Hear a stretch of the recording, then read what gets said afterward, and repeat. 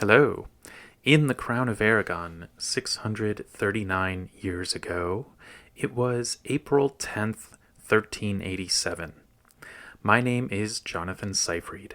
I'm a PhD candidate in history at the University of New Mexico, and this is the Historian's Notebook, a podcast about how history gets made. Season 1 is titled Multcara Companiona. We're looking at a document from each day of the first year of the reign of King Joan I of Aragon and Queen Violant de Bar. Let's begin today's document.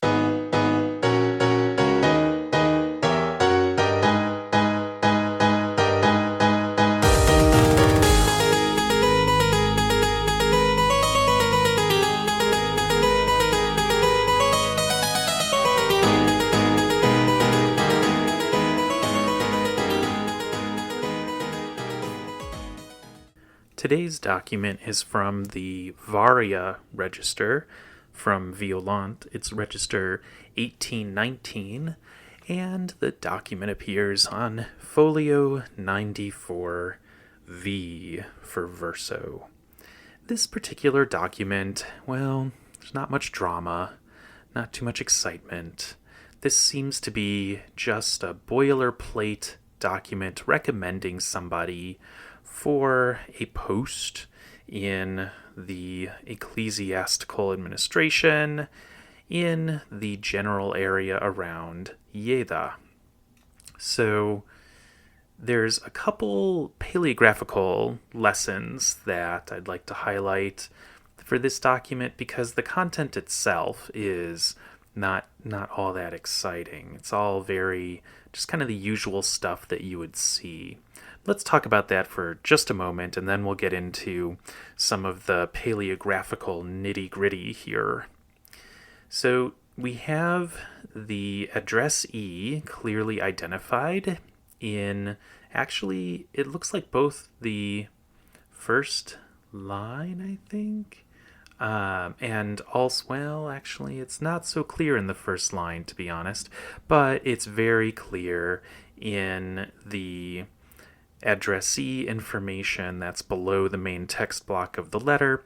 It's the last thing at the bottom left of this folio, and that reads Al honrat pare in Christ engerau per la. Then I think this is divinal providencia, so the divine providence, Bishop of Lleida, and something like, and he is official. So already I've read over something that's going to be addressed in the paleographical part of what we're going to talk about in today's episode, but let's finish with the content. So there is somebody who is a vicar that I think there's a vacancy for a certain vicarage, a post at a church in some region that is overseen by the Bishop of Lleida. And the name of that town is paleographically difficult to figure out, as well as toponymically difficult to figure out. So we'll get there. But there's somebody who is identified as, in the first line, Hakme de, I think it's Buddha or Benda. I'm not quite sure about that. And I think that is the person that Violant is recommending for the vacant post of the vicar of the particular place. The name of that place is the second to the last word on line 1, right before the A for and then the place name reappears in the fourth word of line 4. So the language here is all extremely boilerplate. Basically, it's all amounting to Violant saying this particular person, Hakme de Beuda, has carried out some great actions. None of them are specified in any detail. And he would be a really great person to take over this post of vicar. And I think so. And my Signor Nostro Moltcar also thinks so. By the way, that's Violant's version of Moltcara Compagnona. Signor Nostra Moltcar. Our most dear Lord, and of course what comes before that in line 2, Signore Marit, my husband, king. Okay, so let's see, is there anything else to say about the content of this? I mean, a lot of cognates, like, in the fourth to last line, it ends favorablement, and then the next word, which is into the third to last line, recommanat, favorably recommend. Okay, so it's a pretty easy document. Okay, well, easy in the sense of we know what it's about. But it's not easy in the sense of a couple paleographical things that had to be worked out. First of all, that place name that I mentioned before, where is this? It is a really difficult toponym to figure out. And here's the thing is that sometimes the place name is, even in a Catalan document, referred to by its Latin toponym. Sometimes the medieval Catalan word for the place is pretty different than the modern Catalan name for the place. And sometimes the modern name for the place switched from Catalan to Castilian. And so there's a lot of variations about how this could go. So first I did a little Googling around, and I looked at a map of the current day province of Lleida, and nothing stood out to me. I was looking for place names that begin with the letter T, and then in this document, it is very clear that the second letter of this place name is the letter A. And then we get into trouble, because could it be an R that is somewhere next? And that is where I had some struggles, because I felt like in line 1, there could be an R somewhere in there. And then in line 4, I was like, ooh, no, that's not an R. So is it an M, or is it an N plus some other letter? And then we've got the abbreviation mark.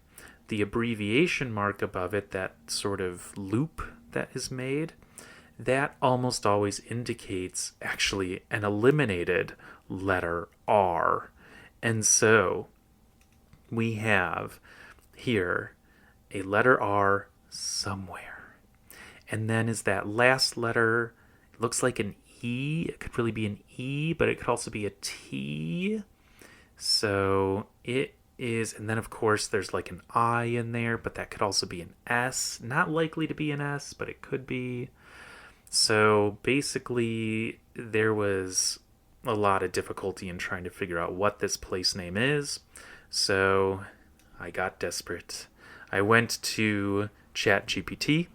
Actually, I wasn't that desperate. I was like, you know what? I think ChatGPT will help me narrow this down. And it did.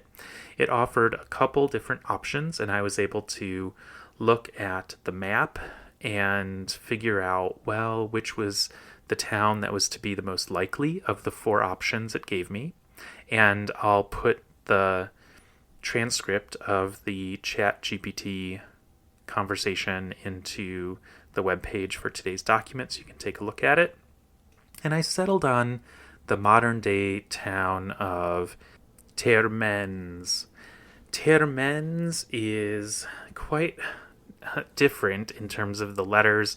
I mean, there's no letter A, but I think that's gotta be it, because if you settle on the letter M as what's being represented by the 3 minims in the middle of this word, then I think you're going to have a hard time going anywhere else. in terms of the other possibilities, ChatGPT said that a place name with the letter G at the end was likely, and I don't think so. They would never have left out the letter G. They do not like to have G eliminated when abbreviating. I cannot imagine seeing that. I don't think I've ever seen that. Possibly there's an exception to what I'm saying, but G is almost always written. If there's a word that has the letter G, I think it's going to be written out, that letter G. So, I dismissed ChatGPT's first guess, and its second guess was Termens, and that town is about 18 kilometers away from Lleida itself. It has a church in it, so I figured, all right, I think that that's the place we're talking about. And it's not too far. Like, Google Maps says you could walk it in 4 hours. And yeah, I mean, it looks like a really nice walk. The countryside around there looks very beautiful. So, here we've unraveled the place name to the best of our ability to guess it. There was something else that I read at the beginning of the podcast that I want to come back to now. And you heard me read out the addressee as al onrat pari en Christ, like Christ. Need to explain that. The same set of characters appears in the beginning of the letter. So the beginning of the letter is onrat pari en Christ. Now, how would that be CHRIST? The answer is that the X is there because X is the Greek letter for chi.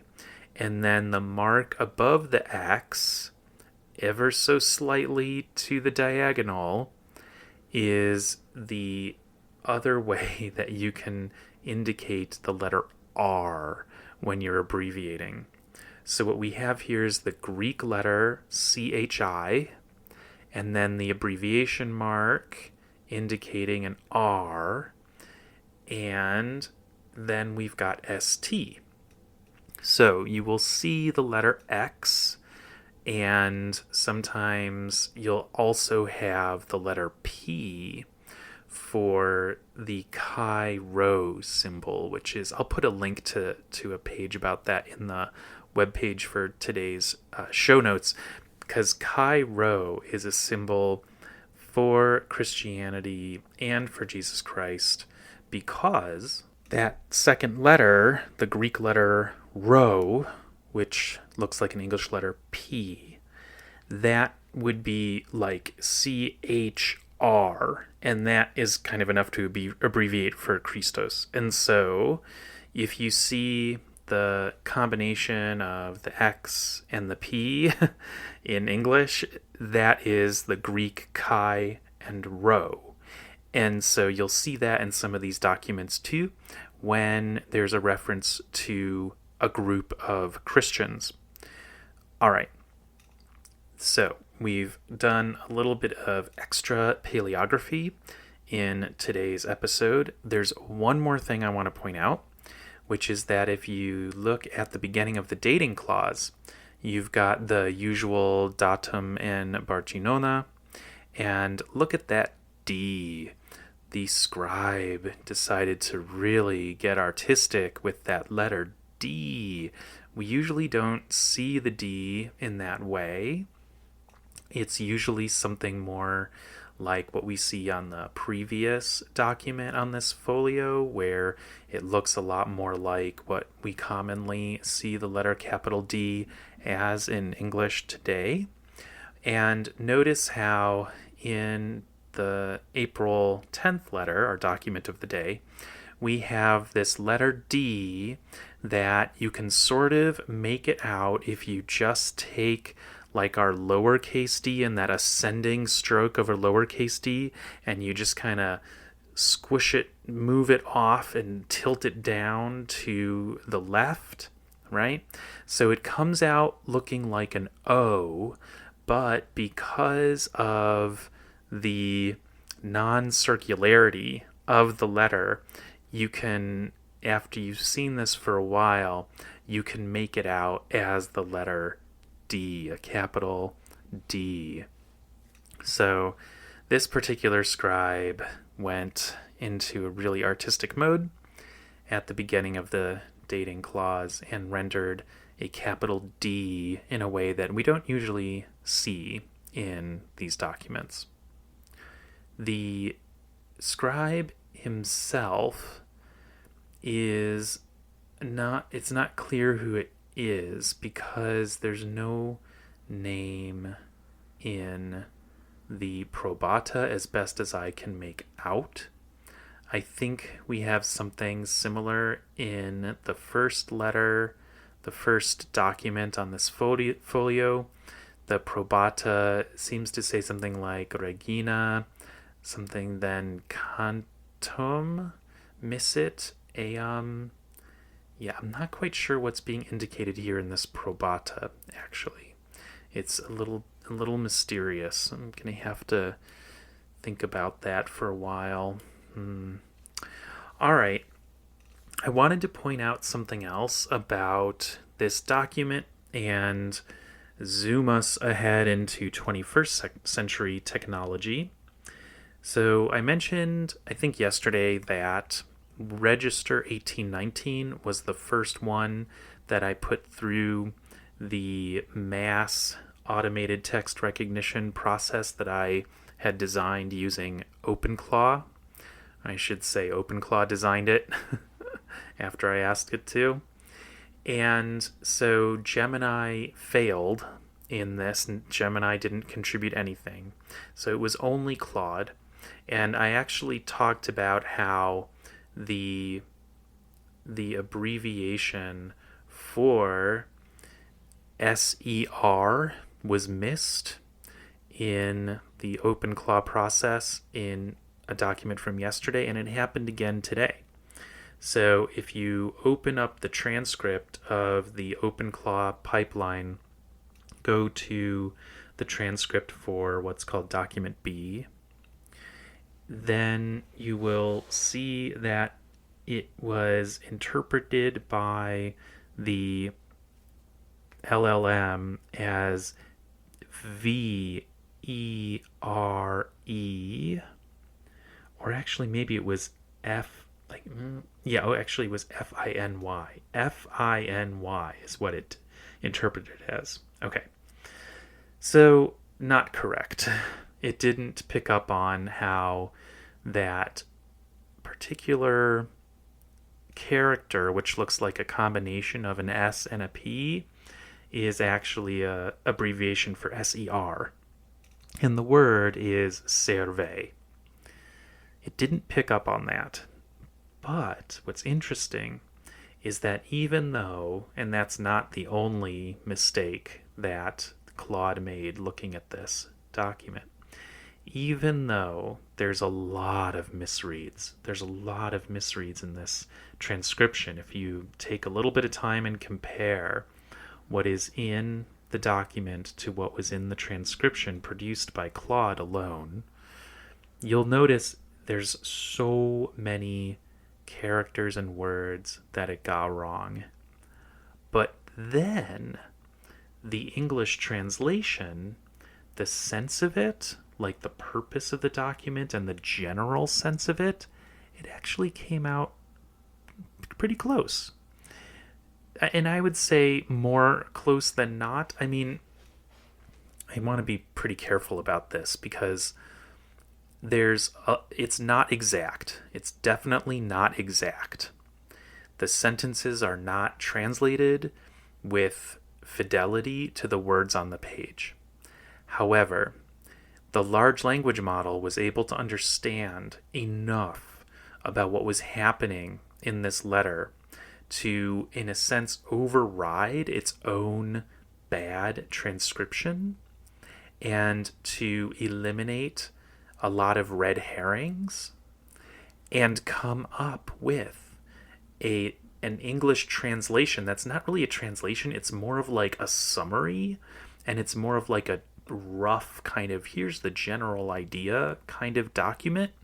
But the fact that it was able to, for the most part, when you look at that English translation, you're looking at something that is a usable and dependable representation of the content of this document. One of the major reasons for that is that the strength of the large language models is pattern recognition. And there's a lot of boilerplate language in this document. And so it played to the strengths of the large language model, and it got enough clues to produce basically the right answer about what this document is regarding, even though the exact details in the document, they're almost all wrong. So another case study in the use of this new technology of large language models in order to access information in these many pages of information written in the late 14th century Gothic secretarial hand. Thanks for listening to this episode of The Historian's Notebook, Season 1, Molt cara compagnona. If you are leaving with more questions than you arrived with, I have done my job. Remember, the motto of The Historian's Notebook is dissatisfaction guaranteed. Visit the website to see an image of today's document and additional show notes. And listen again tomorrow to hear about the next day in the first year of the reign of King Joan I of Aragon and Queen Violant de Bar.